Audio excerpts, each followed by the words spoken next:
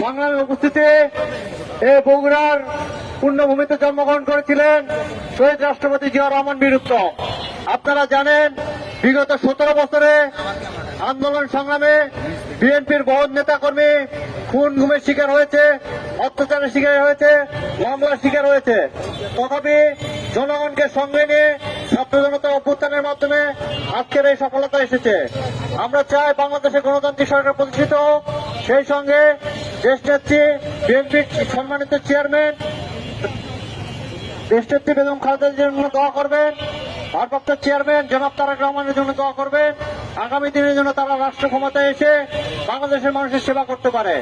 বগুড়ার মাটি বিএনপির ঘাঁটি, সবার প্রতি অনুরোধ বিএনপির জন্য দোয়া করবেন, জিয়া পরিবারের জন্য দোয়া করবেন, সুশৃঙ্খল ভাবে থাকবেন এবং সুশৃঙ্খল ভাবে আগামী বাংলাদেশ গড়ে তোলা হবে ইনশাল্লাহ।